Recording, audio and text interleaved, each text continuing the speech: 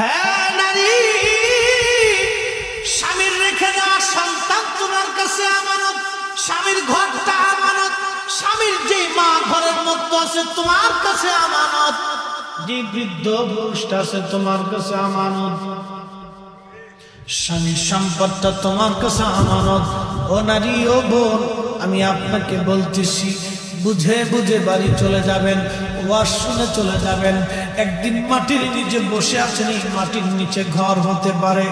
কত সুন্দরী রূপসী নারীকে এই মাটি 2 মাসের মধ্যে মিসমার করে দিয়েছে।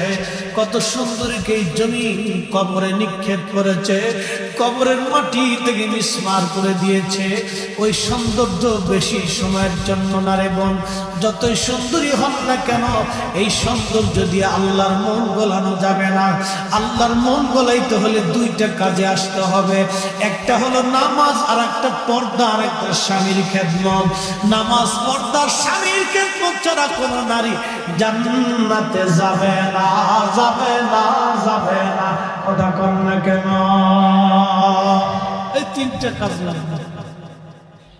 1 নম্বরে নামাজ, 2 নম্বরে পর্দা, 3 নম্বরে স্বামীর খেদমত।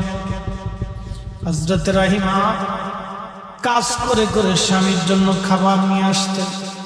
এমন দুরবস্থা হলো, 1 দিন না, 2 দিন না, 18 বছর পার হল। বাপ কত বছর? 18 বছরে হযরত আইয়ুব আলাইহিস সালাম একটা বড় বলে নেই, আল্লাহ আমার রোগ সারাই দাও। খালি বলছে, হে রব, আপনি খুশি, আপনি আমাকে ধৈর্য ধারণ করার তৌফিক দাও।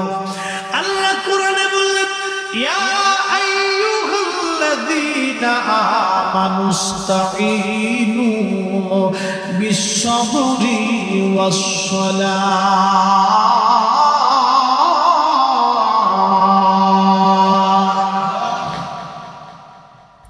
হে ঈমানদার, নামাজ আর সবরের মাধ্যমে, নামাজ আর ধৈর্যের মাধ্যমে তুমি আমি আল্লাহর সাহায্য চাও। ইন্নাল্লাহা মা'আস-সাবিরিন, নিশ্চয় আমি আল্লাহ সবরকারীদের সঙ্গী হয়ে যাই। যারা সবর করে ধৈর্য ধরে, আমি আল্লাহ তার সঙ্গী হয়ে যাই। কেউ আপনাকে গালি দেওয়ার পরে আপনি ধৈর্য ধরবেন, আল্লাহ আপনার সঙ্গী হয়ে যাবে। কেউ আপনার জমি দখল করতে চায়, আপনি একটু ধৈর্য ধরেন, আল্লাহ আপনার সঙ্গী হয়ে যাবে। কারণ এই জমি নিয়ে সে আর কবরে যাইতে পারবে না। কথা বলেন না কেন, ঠিক কিনা? চামড়া পচে গেল, গোশতগুলি পচে গেল, দুর্গন্ধ ছড়িয়ে গেল হযরত আইয়ুব আলাইহিস সালামের। কিন্তু তিনি ছিলেন ওই দেশের সবচেয়ে বড় ধনী। হযরত আল্লাহর পয়গম্বর ছিলেন ধনী। বিরাট বড় বড় খেজুরের বাগান ছিল, বিরাট বড় বড় বড় বড় ছাগল আর উট দুম্বার পাল ছিল। হযরত আইয়ুব আলাইহিস সালামকে আল্লাহ পরীক্ষা করার জন্য শরীরের মধ্যে কীড়া দিয়ে দিল। একজন নবীকে আমার আল্লাহ পরীক্ষা করার জন্য শরীরের মধ্যে কীড়া দিল। দেখি আমার আইয়ুবের ধৈর্য কেমন আছে। একদিন না, 2 দিন না, যিনি একদিনের ধনী ছিলেন তিনি আজ গরীব হয়ে গেলেন। যখন শরীরে কীড়া লাগলো, দুর্গন্ধ ছড়ায় গেল, দেশের মানুষ বলল, নায়ককে আমাদের দেশ থেকে অন্য কোথাও পাঠিয়ে দাও, জঙ্গলের দিকে। বাজান, বিপদে পড়লে মানুষ চিনা যায়, বিপদে পড়লে বন্ধু চিনা যায়, বন্ধু চিনা যায়। কথা বলেন ঠিক কিনা? ওরা আমাকে বলছে মউত আর কবর আর হাসর নিয়ে ওয়াজ করার জন্যে। আমি হাসর নিয়ে কি ওয়াজ করব? মেহশর নিয়ে ওয়াজ করতে গেলে তো গা শিহরে ওঠে। আমি দুনিয়ার জীবনের একটা বাস্তব ঘটনা আপনাদেরকে শোনাই। আপনারা এখন বিশ্ব জাকের মন্দিরে যেতে হলে পদ্মা নদী নিয়ে যাবেন। এই হবিগঞ্জ থেকে শায়েস্তাগঞ্জ থেকে আপনি গাড়ি গেলে পদ্মা নদীর ব্রিজের উপর দিয়ে চলে যাবেন। আগে তো ঘন্টার পর ঘন্টা ঘাটে দাঁড়িয়ে থাকা লাগতো। কোনবার দিন গেছে, সারা দিন চলে গেছে, রাত চলেছে, ঘাট পার হতে পারে নাই, খুব কষ্ট হয়েছে। এখন আর কোনো কষ্ট নাই। মনোযোগ দিয়ে ওই ঘাটে পদ্মা নদীর মাঝে লঞ্চ ডুবে গেল। পদ্মা নদীটা বড় ভয়ঙ্কর নদী, অনেক বড় ভয়ঙ্কর। বর্ষাকালে যতবার পার হয়েছি চিন্তা আসতো আজই বুঝি মনে হয় শেষ দিন হতে পারে। এই নদী লঞ্চ ডুবে গেল। লঞ্চ ডুবে যাওয়ার পরে বহু মানুষ লঞ্চের পানির মধ্যে ডুবে মারা গেল। বহু লোকের কবর দেহ আর কোনদিন খুঁজে পাওয়া যায় নাই। আজও পর্যন্ত ওই দেহ খুঁজে পাওয়া যায় নাই, লাশ পাওয়া যায় নাই। কোন মায়ের সন্তান, মা কলিজার সন্তান হারিয়েছে, চেহারাটাও মা দেখতে পারে নাই। কোন সন্তান বাবা মা হারিয়েছে, আজও পর্যন্ত চেহারা দেখতে পারে নাই, কবরও দুনিয়াতে হয় নাই। আহা, কিসের অহংকার করি, কিসের দেমাগ আমি দেখাই। আল্লাহ ক্ষমা করে দিন। বহু বক্তার শরীরে দেমাগ আছে, বহু বক্তার দেমাগ আছে। বহু বক্তা ভাব নিয়ে বসে থাকে। এই বেটা, যে বক্তা বেশি দেমাগগিরি দেখায়, ভাবগিরি দেখায়, ও কেন বক্তা হয়েছে? ওর উচিত ছিল পাট খেতে দেওয়া। কথা বলা না, বেটা বক্তা হয়েছে কেন? ছাগলের 3 নম্বর বাচ্চা বক্তা হয়েছে। আগে আমরা দল না, পরে আমরা বেড়াইতেছি। আমরা লাগে দেব বক্তার এমন ভাব রয়েছে, কেমন নামটা বড় করে দিছেন না কেন? এই হুজুরের নিচে দিছেন কে? হেতার উপরে থাকতো আমার নাম। আমার এই প্রধান বক্তা না দিলে যাইতাম না। কি কথা করলেন? আরে বক্তা, এই বক্তারও আসলে আপনি কি করবেন? কি হবে আপনার বলেন তো? ওয়াজ কি বিনোদন? আমরা তো ওয়াজটাকে রঙ্গমঞ্চ বানিয়ে দিয়েছি।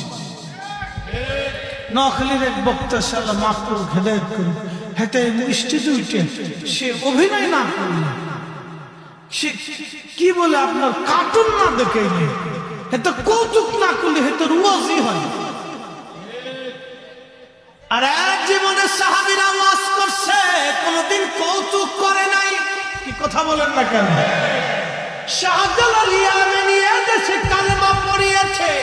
হ্যাঁ, সিফাত সালার নাসিরউদ্দিন সাহেব, দেশের সন্তানেরা, আল্লাহ বলিরা এই দেশে কালেমা পড়িয়েছে।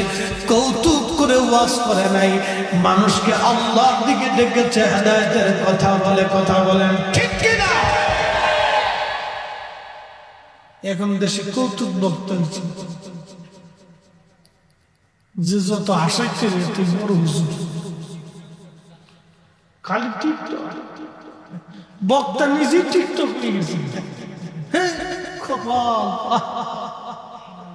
দিনের হেদায়েতের মঞ্চ থেকে আমরা করছি কি? এই মঞ্চ থেকে মানুষ তো শিখে যাবে, এটা আমরা রঙ্গমঞ্চ বানিয়ে ফেলছি। রঙ্গমঞ্চ বানিয়ে ফেলছি। আল্লাহ, জাতির ভাগ্যে কি আছে জানি না। আগামী দিন আমাদের জন্য কঠিন দিন আসতেছে। মোহতারাম, ঈমান নিয়ে বেঁচে থাকাটা বড় কঠিন সময়। কথা বলেন ঠিক কিনা? ঈমান নিয়ে বেঁচে থাকাটা সময় বড় কঠিন জিহাদ। বড় কঠিন জিহাদ। খালি ভেজালের ভিড়, ভেজালের ভিড়। হ্যাঁ, নবীর উম্মতেরা, শায়েস্তাগঞ্জের মুসলমানেরা, মাইকের আওয়াজ যত দূর পর্যন্ত যাচ্ছে খুব মনোযোগ দিয়েন। আহা, পানির মধ্যে ডুবে গেল, কত মানুষের কবর হয় নাই। কি দেমাগ, কি অহংকার আমাদের, কি ক্ষমতার অহংকার, কি অহংকার। আমাদের পাশে চেয়ারম্যান সাহেব বসে আছে, ওলামা ইকরাম বসা, সভাপতি বসা, মুরব্বীরা বসা। বাপ বলেন তো, আপনাদের নেশাপাট ফরিদপুরের শায়েস্তাগঞ্জের মাটির নিচে কত মানুষ কবরে গেছে, আর কোনদিন তারা ফিরে আসে নাই। এই যে বড় বড় ইন্ডাস্ট্রি আপনাদের রাস্তার পাশ দিয়ে হচ্ছে, কত ইন্ডাস্ট্রির গ্রুপের মালিক হাজার হাজার কোটি টাকা রেখে কবরে চলে গেল। হো বাপ, 10,000 কোটি টাকার মালিক যদি কেউ হয়, তার জন্য 3.5 হাত জমিন যতটুকু বরাদ্দ। আমার দেশে বহু মানুষ আছে, দেখবেন বাজারের ওই দোকানের সাউনির নিচে কোন রকম কম্বলটা বিছাই দিয়ে শুয়ে থাকে। আছে বাপ, বহু আছে। কোন মানুষ আছে দেখবেন স্কুলের বারান্দাতে কোন রকম একটু বিছনা করে সারাটা রাত কাটাই দিচ্ছে। আহা, বড় কঠিন, বড় জীবন বড় কঠিন। কোন পাগল আছে রাস্তার পাশে ধুলোবালির মধ্যে শুয়ে পড়েছে, ওইভাবে ঘুমিয়ে পড়েছে, সারাটা রাত ঠান্ডার মধ্যে তার কেটে গেল। আমরা কাঁথা কম্বল দিয়ে ঘুমাইলাম। ও মালিকের ইশারা, মালিকের ইশারা, মালিকের ইশারা। ওই পাগলের জন্য, মিসকিনের জন্য বাজারে ওই দোকানের সাউনির নিচে যেই ব্যক্তির জন্য 3.5 হাত জমিন বরাদ্দ, 10,000 50,000 কোটি টাকা রেখে যারা কবরে গেল, তাদের জন্য 3.5 হাত জমিন বরাদ্দ, 1 ইঞ্চিও বেশি হবে না। কথা বলেন ঠিক কিনা? একদিন মাটির ভিতরে হবে ঘরে মনা, কেন বাঁধ দালান ঘর মোনা আমার, কেন বাঁধ দালান ঘর। বন্ধুগণ আমার, ওই যুবকটা, একটা যুবক কাঁদতেছিল আর বেহুশে হুঁশ ফিরতেছিল, আর বলতেছিল আমার কিছুই নেই, সব মারা গেছে, কেউ নাই, আমি আমার জীবনের সব হারিয়েছি, আমার কিছুই নাই, আমি সব হারাইছি। যুবকটা কাঁদতেছে। সাংবাদিক কাছে যে বললেন, ভাই কে তোমার মারা গেল? বলে আমার জীবনের কিছুই নাই, সব হারিয়েছি আমি। বলো কে মারা গেছে? বলে আমি লঞ্চের মধ্যে বসা ছিলাম জানালার পাশে, আমার স্ত্রী আমার পাশে ছিল, ছেলেটাকে কোলে করে আমি নিজেই আমার ছোট্ট কন্যাটাকে বুকের ভিতরে নিয়ে আমি বসেছিলাম। লঞ্চটা কাত হয়ে পানির মধ্যে ডুবে গেল। বর্ষাকালে পদ্মা নদীর পানিগুলি বড় ঘোলা হয় আর এবং প্রচন্ড স্রোত হয়। এমন স্রোত, স্রোতের শব্দে রাত্রিবেলা গর্জন করতে থাকে, এমন স্রোত হয়, গর্জন হয় স্রোতের। ওই স্রোতের গর্জনে কারো কলিজা কেঁপে ওঠে, এমন গর্জন। পদ্মা নদীর স্রোত খুব মনোযোগ ওটা ডাকতে থাকে। যখন বর্ষাকালে প্রচন্ড স্রোত হয়, পদ্মা নদী ডাকতে থাকে। লোকটি বলল স্রোতের কারণে ওই লঞ্চটা উলট পালট খাচ্ছিল। আমি জানালাটা বাম হাত দিয়ে ধরেছিলাম, পানির ভিতরে আমি আমার স্ত্রীকে হারিয়ে ফেললাম। যুবক লোকটি ডেকে বলতেছে, সাংবাদিক শোনো গো, আমি আমার জীবনের কঠিন যুদ্ধে অবতীর্ণ হলাম আমার বিবেকের সাথে। আমার কোলের মধ্যে ছোট্ট মেয়েটি আমি ধরে রাখছিলাম এক হাত দিয়ে, বাম হাত দিয়ে আমি জানালা চেপে ধরছিলাম। যদি আমি হাত ছেড়ে দেই তাহলে আমিও মারা যাব, আমার কোলের ছোট্ট মেয়েটি মারা যাবে। আর যদি মেয়েটাকে ছেড়ে দেই তাহলে আমি বেঁচে যাব, আমার কলিজার টুকরা ছোট্ট মেয়েটি চিরদিনের জন্য পদ্মা নদীতে হারিয়ে যাবে। আমার জীবনের সাথে কঠিন যুদ্ধ চলতেছে, বিবেকের সাথে আমি লড়াই করতেছি। যুদ্ধ করে করে করে করে আমি একজন বাবা হেরে গেলাম আমি যুদ্ধে, হেরে যে নিজের জীবন বাঁচাইতে যাইয়া আমি আমার ছোট্ট মেয়েটাকে পদ্মা নদীর মধ্যে ছেড়ে দিয়ে আসছি।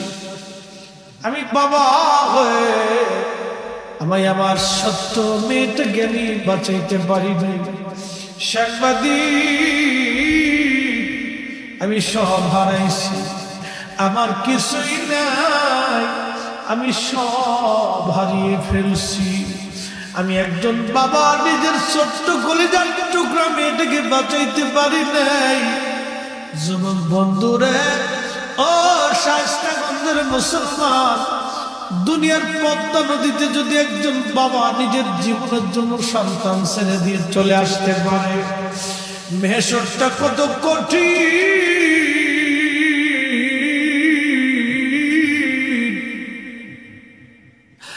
মেহেশর কত কঠিন।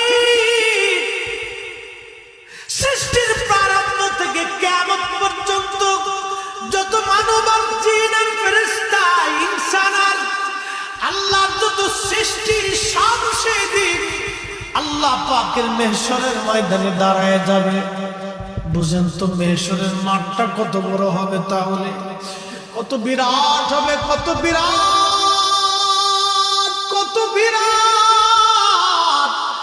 বিলিয়ন ট্রিলিয়ন অগণিত কোটি কোটি কোটি কোটি ফেরেশতা মাঠে দাঁড়ায় যাবে, কোটি কোটি জিনেরা দাঁড়াবে। আদম সফিউল্লাহ থেকে কিয়ামত পর্যন্ত কোটি কোটি মানুষ মেহেশরে আল্লাহর আদালতে দাঁড়ায় যাবে।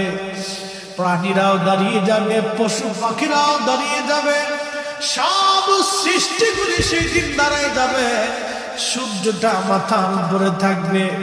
এই সূর্যটা একটা না দুইটা না, আমার আল্লাহর এই পৃথিবীর 13 লক্ষ পৃথিবীর সমান হলো একটা সূর্য। এই সূর্যটাকে জ্বালিয়ে রাখার জন্য আল্লাহ প্রতিদিন ট্রিলিয়ন বিলিয়ন গ্যাস আমার আল্লাহ ব্যবহার করে থাকেন। সূর্যটা জ্বলতে থাকে, এখানে শুধু আগুন আর আগুন, আগুন ছাড়া কিছুই নাই। এই সূর্যটাকে আমার আল্লাহ জ্বালাইতেছেন সৃষ্টির সূচনা থেকে আজও পর্যন্ত আমার আল্লাহ জ্বালাচ্ছেন। কোটি কোটি টন গ্যাস আল্লাহ খরচ করতেছেন। এই সূর্যের ভিতরে ঘন্টায় 1 লক্ষ কিলোমিটার বেগে আগুনের ঝড় হয়। এই সূর্যটার তাপমাত্রা 200 কোটি ডিগ্রি সেলসিয়াস, মাত্র 1200 ডিগ্রি সেলসিয়াস তাপমাত্রা একটা লোহা গলে পানির মতো হয়ে যায়। 200 কোটি ডিগ্রি সেলসিয়াস একটা তাপমাত্রা সূর্য, সেদিন আপনার মাথার উপরে থাকবে। কোটি কোটি সৃষ্টিগুলি হিমশিম খেয়ে যাবে, জিহ্বা কারো বের হয়ে যাবে, কলিজা কারো শুকিয়ে যাবে, বড় কঠিন কঠিন। হযরতে আম্মা জান আয়েশা বলে, ইয়া নবী আল্লাহ, সেদিন আমাদের উপায় কি হবে? আমার নবী বললেন, আয়েশা রে, ওই মেহেশরে আমি ছাড়া আর কেউ পোশাক পরিহিত থাকবে না। আল্লাহ শুধু আমি নবীকে পোশাক পরিহিত করে আমাকে ইজ্জতওয়ালা বানায় রাখবে। একবার আওয়াজ তুলে বলা যাবে কি, ইয়া রাসূলুল্লাহ। আমার নবীর পোশাক থাকবে, নবী ছাড়া আর কারো পোশাক থাকবে না। শুধু আল্লাহর হাবিবের পোশাক থাকবে, আল্লাহর নবী ছাড়া আর কারো পোশাক থাকবে না। আল্লাহর নবী ওই পোশাকে পরে থাকবে। আম্মা জান আয়েশা বলেন, ইয়া নবী আল্লাহ, তাহলে মেহেশরের মাঠে আমাদের উপায় কি? নবী আমার ডাক দিয়ে বলেন, আয়েশা রে, শোনো শোনো শোনো শোনো শোনো, ওই কঠিন মেহেশরের মাঠে আয়েশা, তোমাদের দিকে তাকানোর মতো কোনো মানুষের সময় থাকবে না। পদ্মা নদীর মধ্যে একজন বাবা যদি নিজের কলিজার টুকরা মেয়েটাকে ছেড়ে দিয়ে নিজের জীবন বাঁচানোর জন্য চলে আসে, তাহলে বুঝুন তো এই কবর কত কঠিন থাকবে। আল্লাহ বলেন, কুল ইন্নাল মাউতাল্লাযী তাফিরুনা মিনহু ফাইন্নাহু মুলাকীকুম। হুজুর আপনি বলে দেন আমার বান্দারা যেখানেই পালাক না কেন মৃত্যু তাদেরকে আলিঙ্গন করবে, মরণ তাদেরকে ধরবে, মরণ থেকে পালানোর মতো কোনো রাস্তা তার নাই। বাদশাহ क्या फकीर हो सबको एक ही ठिकाना, सबको एक ही ठिकाना।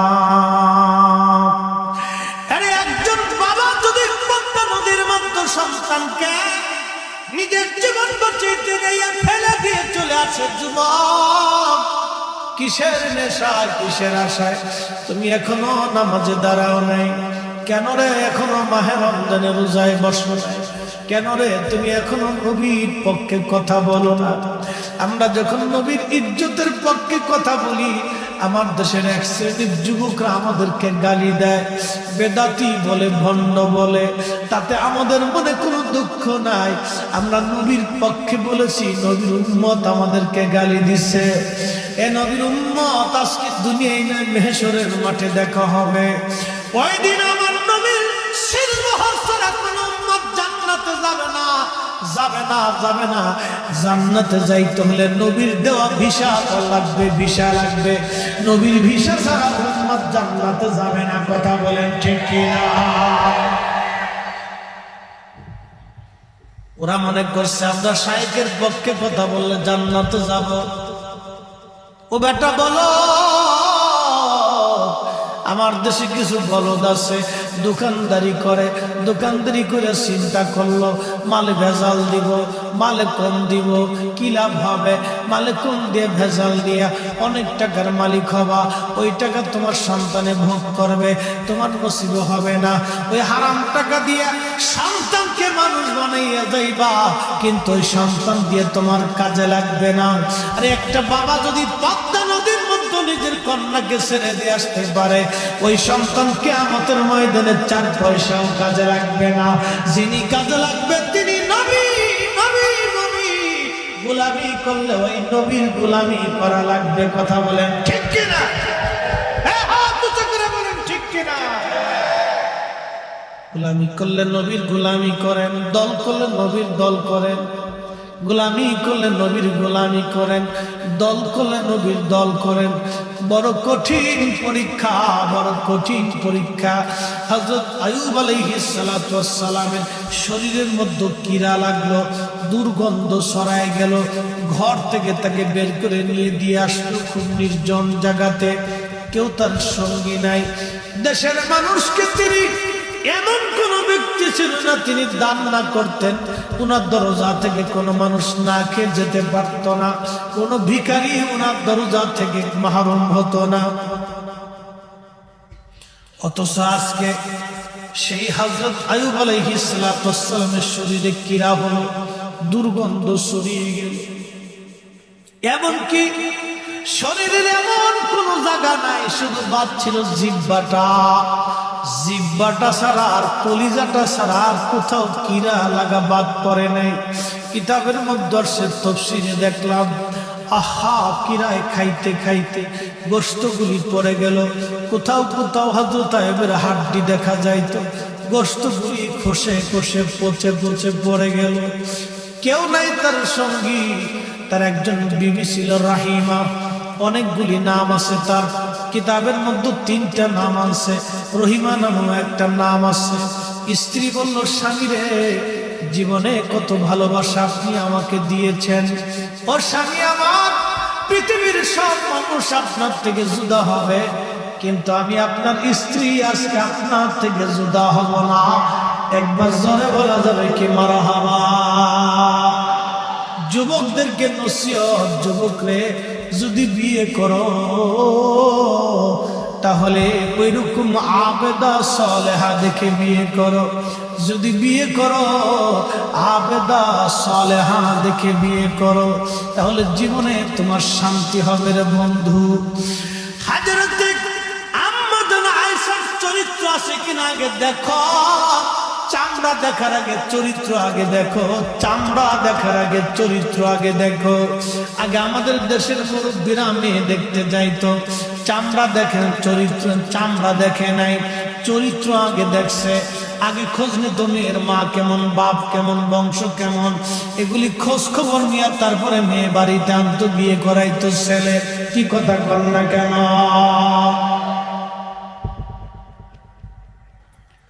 যত ডিজিটাল আনবেন কপাল আপনার পড়ে যাবে। হযরত আইয়ুব আলাইহিস সালাতু ওয়াস সালামের বিবি ডাক দিয়ে বললেন, স্বামী আমি আপনার সাথেই থাকবো। আহা, হযরত আইয়ুব আলাইহিস সালামের সেবা করতেন তিনি, খাওয়াই দিতেন, ঘুম পাড়াই দিতেন। অসুস্থ হয়ে দুর্গন্ধ সারা এলাকায় ছড়িয়ে গেল, এমন অবস্থা দুর্গন্ধ। হযরতে আইয়ুব আলাইহিস সালামের বিবি সাহেবা সম্পদ শেষ হতে হতে হতে হতে হযরত আইয়ুব আলাইহিস সালাম গরিব হয়ে গেলেন। এমন গরিব হলেন, তার বিবি হযরতে রহিমা বিভিন্ন জায়গায় কাজ করে করে স্বামীকে এনে খাওয়াইতেন। ও নারী সমাজ, আজকে তোমরা যারা আছো, স্বামী বিদেশ থাকে, অনেক কষ্ট করে ওরা বিদেশে পয়সা রুজি করে, মা বাবা ছেড়ে দিয়ে ওরা চলে যায় বিদেশ থেকে। স্বামী স্ত্রীর খুশির জন্য, সন্তানের খুশির জন্য একটা ছেলে বিদেশ থেকে রুজি করে টাকা পাঠায়। ওই টাকা পাঠানোর পরে মহিলার দেরি হয় না, হবিগঞ্জের মার্কেট আর শায়েস্তাগঞ্জের মার্কেটে পাখির মতো দৌড়ায় দৌড়ায় চলে যায়। ও পদার্থ, হ্যাঁ নারী, স্বামীর রেখে দেওয়া সন্তান তোমার কাছে আমানত, স্বামীর ঘরটা আমানত, স্বামীর যে মা ঘরের মধ্যে আছে তোমার কাছে আমানত, যে বৃদ্ধ পুরুষটা আছে তোমার কাছে আমানত, স্বামীর সম্পদটা তোমার কাছে আমানত।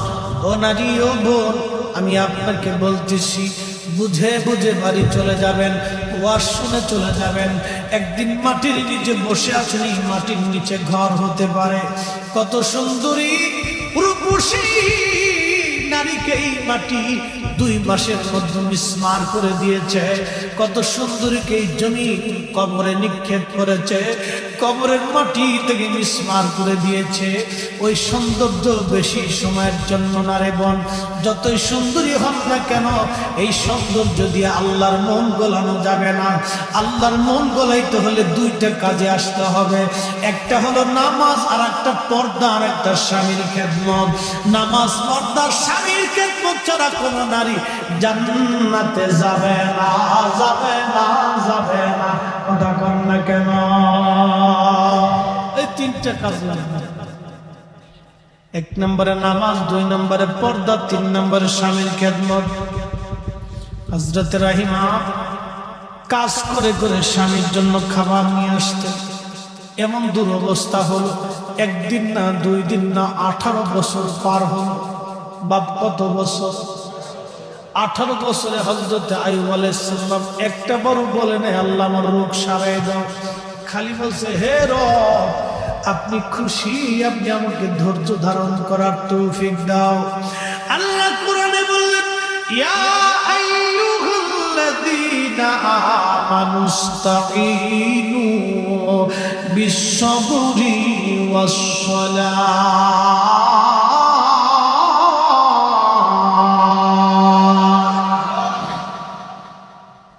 হে ঈমানদার, নামাজ আর সবরের মাধ্যমে, নামাজ আর ধৈর্যের মাধ্যমে তুমি আমি আল্লাহর সাহায্য চাও। ইন্নাল্লাহা মা'আস-সাবিরিন, নিশ্চয় আমি আল্লাহ সবরকারীদের সঙ্গী হয়ে যাই। যারা সবর করে ধৈর্য ধরে, আমি আল্লাহ তার সঙ্গী হয়ে যাই। কেউ আপনাকে গালি দেওয়ার পরে আপনি ধৈর্য ধরবেন, আল্লাহ আপনার সঙ্গী হয়ে যাবে। কেউ আপনার জমি দখল করতে চায়, আপনি একটু ধৈর্য ধরেন, আল্লাহ আপনার সঙ্গী হয়ে যাবে। কারণ এই জমি নিয়ে সে আর কবরে যাইতে পারবে না।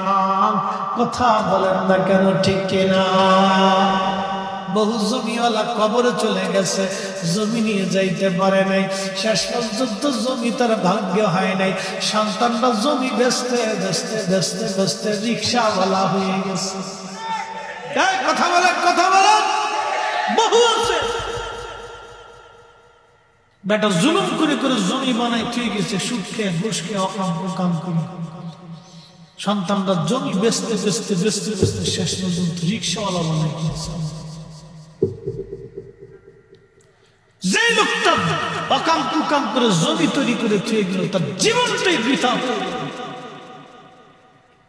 আপনাদের পায়ে হাত দিয়ে বলে যাব বাপ, আপনাদের পায়ে হাত দিয়ে বলে যাব, মানুষ ঠকিয়ে জিতে কোনো লাভ নাই দুনিয়াতে। মানুষ ঠকিয়ে যদি আপনি জিততে চান তাহলে আপনার লস হবে। আল্লাহর বান্দাকে ঠকিয়ে যদি জিততে চান তো আপনার লস হবে, সারা জীবনের লস হবে। হায় আফসোস, আপনার জীবনে যে কত লস হবে আপনি নিজেও কল্পনা করতে পারতেছেন। বুঝে কবরে চলে যাবেন। বাপ, ওলি হইতে হলে আপনাকে ওলির কাতারে আসতে হবে, ওলি হতে হলে আপনাকে ওলির কাজ করে যেতে হবে। ওলি আল্লাহর খালি ঢোল ডগর খেরে টেনে বিড়ি টেনে ওলি হয়নি। তার ওলি হওয়ার জন্য আল্লাহ যতগুলি নিয়ম ছিল মেনে সেজদা দিতে দিতে দিতে দিতে ওলি হয়েছে। যিনি আপনাদের জমিনে ঘুমিয়েছেন শাম হযরতে সিফা সালাত নাসিরউদ্দিন শাহ রাহমাতুল্লাহ আলাইহি, শাহ জালাল ইয়ামানি বলেছিলেন, তোমাদের মধ্যে কে আছো জীবনে আসরের নামাজ কাজা করো নাই? একজন ব্যক্তি হাত তুলেছিলেন, তিনি সিফা সালাত নাসিরউদ্দিন শাহ বলেছিলেন, হুজুর আমি আছি, জীবনে আসরের নামাজ কাজা হয় নাই। একসাথে জোরে বলা যাবে আল্লাহু আকবার। ওলি কি গাছে ধরে? ওলি হতে আপনাকে সেজদাতে আসতে হবে। সেজদা দেওয়া ছাড়া আজও পর্যন্ত কেউ ওলি হয়নি, কখনোই না। ডাহা মিথ্যা কথা। কেউ যদি বলে নামাজ ছাড়া ওলি হবে, ও চোর। ও বাংলাদেশের সবচেয়ে বড় সিটা। কথা বল না কেন? আমাদের দেশে দুই ধরনের নামাজ চোর আছে। এক নামাজ চোর হলো বুকে হাত বেঁধে নামাজ পড়ে, মাহে রমজান আসতেছে, 20 টাকা তারাবির চুরি করে ও 8 টাকা বানায় 12 রাকাত চুরি করে আনছে। এই কথা কন না, জোরে বল, জোরে বলেন কথা ঠিক কি না? হলো মারাত্মক চোর। 12 রাকাত একবারে ডাহার সামনের উপরে চুরি করছে। আর এক চোর আছে আমাদের দেশে, পীর হইছে, তার নামাজ পড়া লাগে না। হ্যাঁ, জীবনের মতো একবার পড়লেই বলে ওর নামাজ হয়ে যায়, জীবনের মতো একবার পড়লেই বলে নামাজ। আরে কানার বাচ্চা, হযরত শাহজালাল ইয়ামানি নামাজ পড়তে পড়তে জীবন পার হয়েছে। খাজা মাইনুদ্দিন চিশতি নামাজ পড়তে পড়তে সারা জীবন পার হয়েছে। আর হযরত গাউসে পাক হুজুর মহিউদ্দিন আব্দুল কাদের জিলানী এশার মসজিদে 40 বছর ফজরের নামাজ পড়েছে। হযরত সিফা সালাম নাসিরউদ্দিন শাহ জীবনে আসরের নামাজ কাজা করে না, আর বেটা পীর হয়েছে। ও বলে আমার নামাজ লাগে না, ও আরেকশো, এটাও আরেকশো, এটা আর চোর। মানবেন না মানবেন সেটা আপনার ইচ্ছা। আল্লাহ রসুলের সারাটা জীবন পার হয়েছে নামাজে। পৃথিবীর কোন ওলিকে আমি নামাজ ছাড়া দেখিনি, আল্লাহর জিকির ছাড়া, ইবাদত ছাড়া, রোনাজারি কান্নাকাটি ছাড়া আমি কোন ওলি পাই নাই। নামাজ লাগে না, জিকির লাগে না, উজু লাগে না, গোসল লাগে না, ফিট হয়ে গেছে।